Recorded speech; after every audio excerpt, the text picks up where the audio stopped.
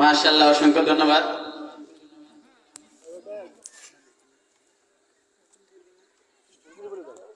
এর পর্যায়ে আমাদের সামনে মূল্যবান কোরআন এবং হাদিস থেকে আলোচনা নিয়ে আসছেন হাফেজ মাওলানা শাকিল হোসেন। হাফেজ মাওলানা শাকিল হোসেন।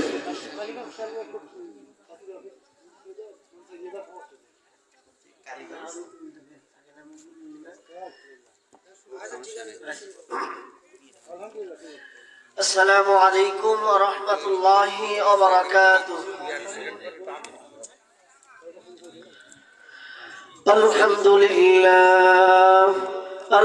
لله نحمده ونستعينه ونستغفره ونؤمن به ونتوكل عليه ونعوذ بالله من شرور أنفسنا ومن سيئات أعمالنا. من يهده الله فلا مضل له ومن يضلله فلا هادي له. ونشهد أن لا إله إلا الله وحده لا شريك له. ونشهد أن سيدنا ومولانا محمدا عبده ورسوله الذي أرسله بالحق بشيرا ونذيرا وداعيا إلى الله بإذنه وسراجا منيرا. فقد قال الله تعالى في كلامه المجيد والفرقانه الحميد. أعوذ بالله من الشيطان الرجيم. بسم الله الرحمن الرحيم. ملة أبيكم إبراهيم هو سماكم المسلمين. إن الله وملائكته يصلون على النبي يا أيها الذين آمنوا صلوا عليه وسلموا تسليما. اللهم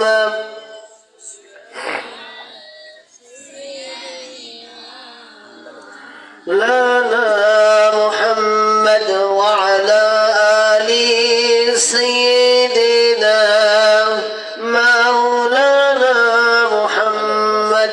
الحمد لله. আল্লাহ সুবহানাহু ওয়া তাআলার দরবারে লাখ কোটি শুকরিয়া যে আল্লাহ রাব্বুল আলামিন আজকের এই তাফসীরুল কোরআন মাহফিলে আসার মতো সুযোগ করে দিয়েছেন এবং আপনাদেরকে এসে কিছু কোরআনের কথা শোনার তৌফিক যে রব্বুল আলামিন করে দিয়েছেন, আমরা দিল খুলে শুকরিয়া আদায় করি। সকলে বলি আলহামদুলিল্লাহ। যেনাকে সৃষ্টি না করলে আল্লাহ রাব্বুল আলামিন আসমান জমিন কোনোটাই সৃষ্টি করতেন না, সেই নবীর প্রতি আমরা দরুদ প্রেরণ করি। সকলে বলি সাল্লাল্লাহু আলাইহি ওয়াসাল্লাম। প্রিয় ভাইরা, অনেকে দেখছি রাস্তায় ঘোরাফেরা করছেন এবং বাজারে যেই মেলা যে দোকানগুলো রয়েছে এই দোকানে অনেক মানুষ অনর্থক অনর্থক কথাবার্তা বলছেন, অনর্থক সময় নষ্ট করছেন। এই সময়গুলো নষ্ট না করে আপনারা তাফসীরুল কোরআন মাহফিলের এই বাগিচায় জান্নাতের এই মজলিসে আপনারা চলে আসেন। পর্দার আড়ালে আমার সম্মানিত মা এবং বোনেরা, আমার আলোচনা যেহেতু আমি ছোট্ট একটি আয়াতে কারিমা তেলাওয়াত করেছি, আয়াতে কারিমার কিছু আংশিক অংশ আমি তেলাওয়াত করেছি, এখান থেকে কিছু কথা বলে আমার আলোচনা আমি শেষ করব। যেহেতু আমার পরে অনেক বক্তারা রয়েছে, তারা আলোচনা করবে, সেটা তো শোনার দরকার, ঠিক কি না? সবার আলোচনা শুনতে হবে।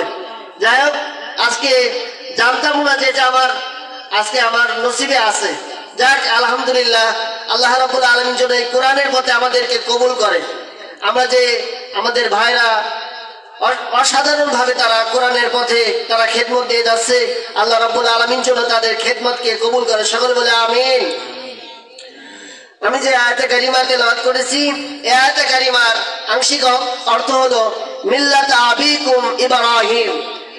আল্লাহ রাব্বুল আলামিন বললেন, ও পৃথিবীর মানুষেরা, তোমাদের জন্য আমি আল্লাহ রাব্বুল আলামিন জাতির পিতা নির্ধারিত করে দিয়েছি।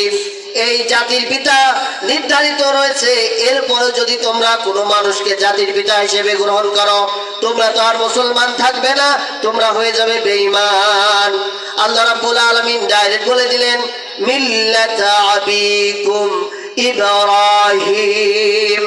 মিল্লাত, আমাদের জাতির পিতা কে? আমাদের জাতির পিতা হযরত ইব্রাহিম আলাইহিস সালাতু ওয়াস সালাম। দলিল দিচ্ছেন কে? আল্লাহ রাব্বুল আলামিন স্বয়ং নিজেই দলিল দিচ্ছেন মিল্লাত আবিকুম, আমি মানে আমাদের পিতা ইব্রাহিম।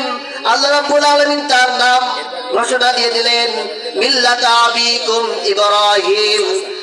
যেন তেন কোন মানুষের পরিচয়হীন পিতা আল্লাহ রাব্বুল আলামিন কোরআনুল কারীমে নাজিল করে নাই। আমরা যদি প্রশ্ন করি আমাদের জাতির পিতা কাদের জন্য জাতির পিতা হয়েছে, কোরআন বলছেন হুয়া সাম্মাকুমুল মুসলিমিন, মুসলিম জাহানের পিতা, ঠিক কি না? মুসলিম জাহানের পিতা, মুসলিম ব্যতীত অন্য কোন মানুষের পিতা নয়, ঠিক কি না? আমরা বিশ্বাস করি এই দুনিয়ার যারা আলতু ফালতু এরা হলো আমাদের জাতির পিতা, একটার পর একটা আমরা বিশ্বাস করি। আমি বলতে চাই যে জাতির পিতা কে? একজন, আল্লাহ রাব্বুল আলামিন সিলেক্ট করে দিয়েছেন কে? আমাদের জাতির পিতা কে? হযরত ইব্রাহিম আলাইহিস সালাতু ওয়াস সালাম। তাই কোরআনুল কারীম বলেন কুনতুম খায়রা উম্মাতিন উখরিজাত লিন-নাসি তা'মুরুনা বিল মা'রুফি ওয়া তানহাউনা আনিল মুনকার। আল্লাহ রাব্বুল আলামিন বললেন তোমরা পৃথিবীতে সৎ কাজ করো এবং সৎ কাজের আদেশ করো। আর আল্লাহ রাব্বুল আলামিন বললেন যারাই সৎ কাজ করবে এরাই হলো আমার কাছে অতি উত্তম উত্তম বান্দা বান্দি। তাহলে সৎ কাজ নিজে করতে হবে এবং অপরদেরকে করার আদেশ করতে হবে। আর যদি নিজে সৎ কাজ না করেন তাহলে অপরকে যদি আপনি সৎ কাজের আদেশ দেন তাহলে কাজ হবে না। হবে বলেন? আমি সারাদিন ধরে ওয়াজ করছি কিন্তু আমার পরিবার ঠিক নাই, তাহলে যদি আমি যে কথাগুলো বলবো এই কথাগুলো জনগণের কোনো যারা ওয়াজ শুনবে তাদের কোনো ফায়দা হবে না। প্রিয় বন্ধুগণ, আমাদের সব দিকে লক্ষ্য রাখতে হবে। আমাদের প্রত্যেকটা কাজ আমাদের আল্লাহর রাজি খুশি করার জন্য করতে হবে। কার রাজি খুশি করার জন্য বলেন? আমাদের পিতা হবে কয়জন? একজন। তাহলে একজন পিতাকে বিশ্বাসী রাখতে হবে কোরআন অনুযায়ী। জাতির পিতাকে হযরত ইব্রাহিম আলাইহিস সালাতু ওয়াস সালাম। অনেকে আবার বিশ্বাস করি খাজা বাবা, শাহ আলী বাবা, গোলাপ শাহ বাবা, বাবার অভাব নাই। তাহলে যদি এত বাবা হয় তাহলে মূল বাবাই তো বাদ পড়ে যাচ্ছে, ঠিক কি না? আমাদের ঠিক রাখতে হবে জাতির পিতাকে হযরত ইব্রাহিম আলাইহিস সালাতু ওয়াস সালাম। প্রিয় বন্ধুগণ, বুঝাচ্ছিলাম ছোট একটি আয়াতে কারিমার কিছু অংশ কথা বলার জন্য। মিল্লাত আবিকুম ইব্রাহিম ওয়া সাম্মাকুমুল মুসলিমিন, কথাগুলো এর ভিতরে অনেক ভুল ভ্রান্তি থাকতে পারে, আপনারা ক্ষমা দৃষ্টিকে নেবেন এবং আমার জন্য দোয়া করবেন যাতে আল্লাহ রাব্বুল আলামিন কোরআনের পথে ইস্তেকামাত থাকার তৌফিক দান করেন। সকলে আমার জন্য দোয়া করবেন এবং আমার পরে যারা কথা বলবে তাদের জন্য দোয়া করবেন যাতে তারা জাতি মানে পরবর্তী তারা জাতির একটা ভবিষ্যৎ হতে পারে, জাতির একটা রাহবার হতে পারে। আমাদের জন্য দোয়া করবেন আল্লাহ রাব্বুল আলামিন যেন আমাদের সবাইকে দ্বীনের পথে কবুল করেন এবং আজকের এই মাহফিল যেন কাল কিয়ামতের ময়দানে আমাদের জন্য নাজাতের জারিয়া হয়ে যায়। আমার জন্য দোয়া করবেন। আর বিশেষ করে সবাই সবার জন্য দোয়া করবেন। এই কথা বলে আমার কথা শেষ করছি। আল্লাহ হাফেজ।